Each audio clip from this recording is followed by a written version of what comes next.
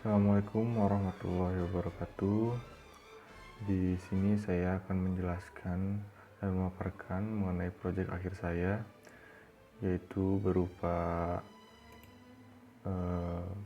WebGIS, mata kuliah WebGIS, yang dimana proyek akhir saya ini bertemakan pemetaan desa berbasis web.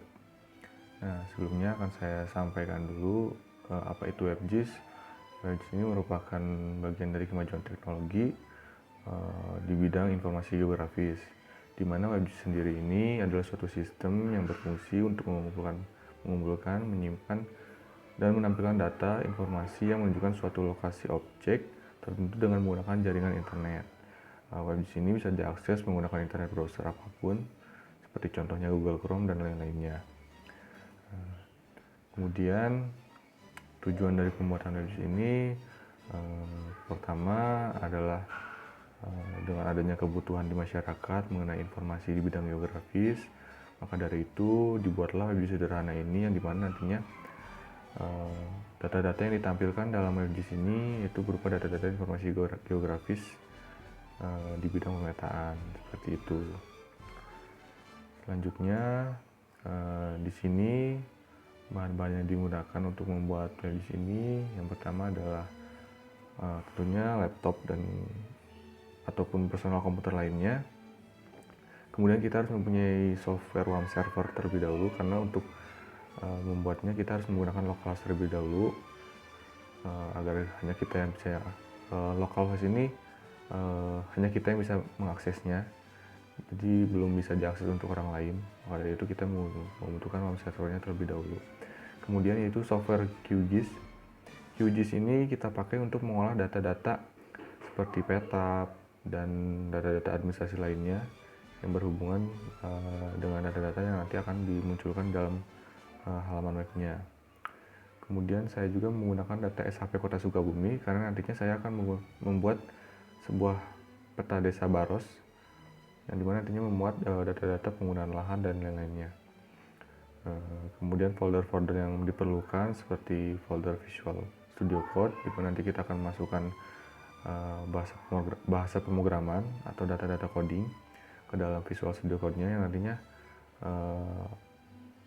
data-data Visual Studio Code itu akan tersambungkan langsung ke dalam halaman webnya yang akan kita buat nanti. Kemudian pembuatan database, kemudian menu login, dan lain-lainnya. Selanjutnya langsung saja kita menuju pertama itu kita sudah mempunyai folder, yang dimana folder ini berisi data-data hasil dari Visual Studio Code-nya, dimana data ini berisikan aplikasi, foto, dan segala macamnya, berisi peta yang sudah saya input ke dalam file ini. Nah, peta yang sudah dibuat sebelumnya menggunakan QGIS nantinya akan diekspor ke dalam bentuk web, dalam bentuk web map. Nah, nantinya web map ini akan dimunculkan di dalam halaman webnya. Kemudian data-data yang sudah diinput tersebut kita masukkan ke dalam bentuk Visual Studio Code-nya, dalam bentuk bahasa pemrogramannya, yang dimana data-data ini, data-data coding ini kita masukkan ke dalam tiap-tiap inputnya, seperti config dan lain-lain, seperti auto load ini untuk memunculkan database-nya seperti ini. Nah, kemudian untuk database-nya sendiri kita sesuaikan dengan server yang kita butuhkan. Misalkan MySQL ini, kita menggunakan server MySQL ini dengan database-nya DB mitigasi seperti itu, dan lain-lainnya. Kemudian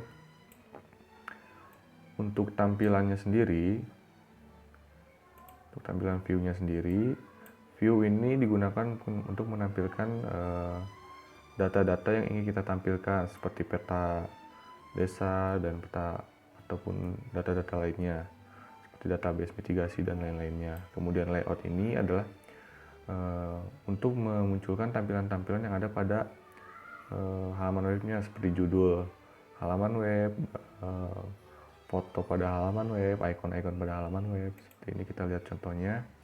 Nah, seperti ini.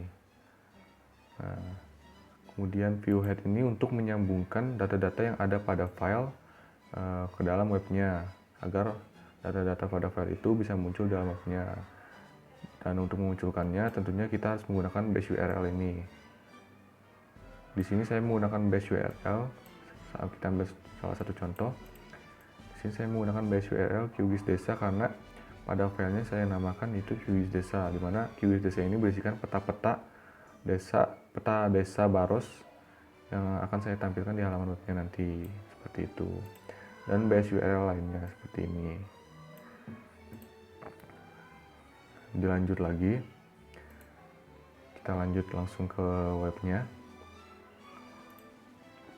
Nah, di sini merupakan hasil tampilan web saya, di mana web ini berisikan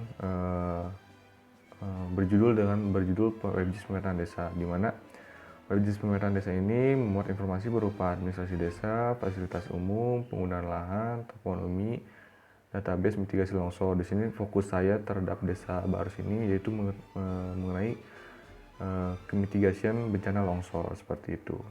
Sini langsung kita login saja menggunakan nama saya ya, seperti ini.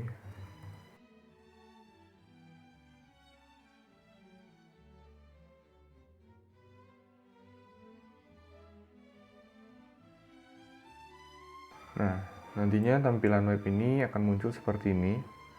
Tampilan halaman utama webnya ini akan muncul seperti ini. Nah, koordinatnya sudah saya setting sehingga koordinatnya itu langsung muncul di daerah Kota Sukabumi, karena fokus saya itu berada di Kota Sukabumi, yaitu Desa Baros. Nah, kemudian untuk membuat si database, kita langsung saja menuju database ini.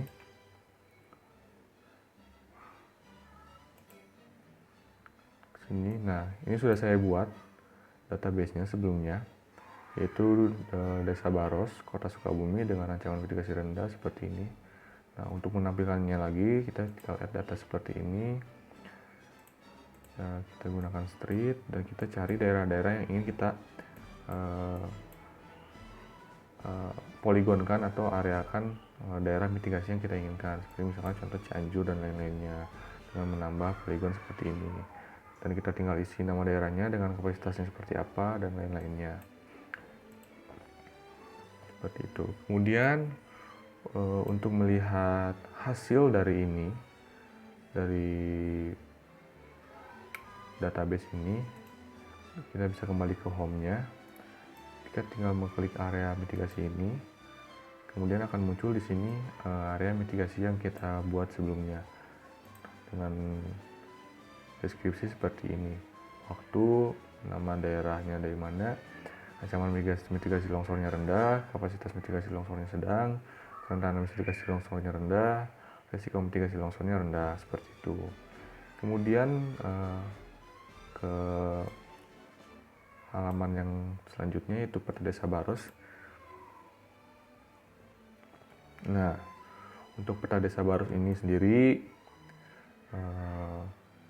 seperti ini tampilannya. Ini batas administrasi Desa Barosnya itu sendiri, sama seperti dengan area mitigasinya karena sama-sama menggunakan batas area Desa Barosnya. Di sini saya memiliki plugin untuk zoom dan zoom out, zoom in, zoom out, measure distance seperti roller dan lain-lainnya. Kemudian ada search address. Di sini saya menggunakan, karena di sini saya menggunakan base map, makanya saya input search address ini untuk mengetahui daerah-daerah yang kita ingin cari alamatnya. Untuk saat ini karena saya baru memasukkan peta Desa Baros, pada itu yang muncul hanya peta Desa Barosnya saja untuk penggunaan lahannya, seperti itu. Dan di sini adalah tampilan legenda-legendanya, seperti ada fasilitas umum, kantor camat, kantor lurah, kantor polisi, puskesmas, sekolah dasar dan sekolah menengah pertama. Ada toponimi, sungai, jalan, dan penggunaan lahan. Nah, bisa dilihat di sini bahwa area yang berwarna coklat ini yaitu adalah gedung atau bangunan, yang hijau ini adalah perkebunan atau kebun, dan yang berwarna kuning tegalan ladang, dan seterusnya. Nah, kemudian untuk memastikan bahwa itu benar adalah daerah yang kita inginkan, kita bisa klik saja penggunaan lahannya seperti ini, maka yang muncul hanyalah batas Desa Barosnya saja yang berwarna abu-abu ini, seperti itu. Nah, Sebenarnya tujuan dibuatnya dari WebGIS ini sendiri adalah dikarenakan banyaknya sekali kebutuhan yang dibutuhkan oleh masyarakat mengenai penyampaian informasi ini. Maka dari itu urgensinya dibuat WebGIS ini ya demi memudahkan penyampaian informasi di bidang GIS ini atau seputar geospasial ini ke masyarakat agar lebih memudahkan lagi masyarakat untuk mengaksesnya. Nah, karena di perkembangan teknologi yang semakin maju ini banyak sekali kemudahan yang dapat kita gunakan seperti dengan menggunakan smartphone gitu.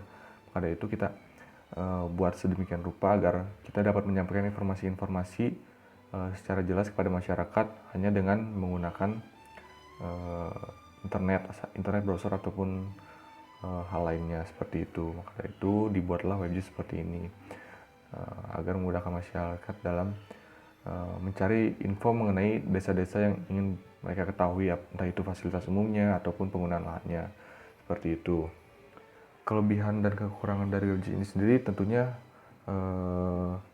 banyak sekali, namun akan saya sampaikan secara singkat saja. Tentunya kelebihan dari WebGIS ini pastinya dapat memudahkan kita untuk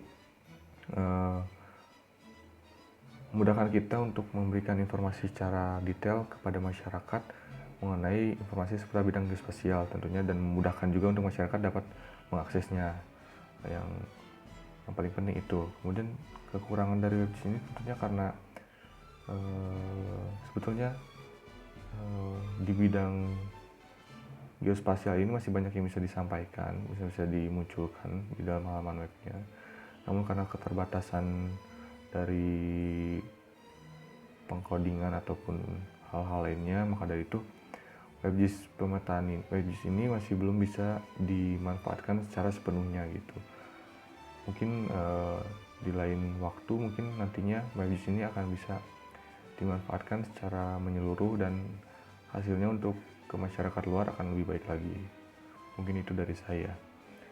Nah, mungkin cukup sekian untuk pemaparan mengenai proyek akhir saya ini, yaitu dengan tema WebGIS pemetaan desa ini. Semoga informasi yang saya sampaikan dapat bermanfaat bagi yang melihat dan menontonnya. Cukup sekian dan terima kasih. Wassalamualaikum warahmatullahi wabarakatuh.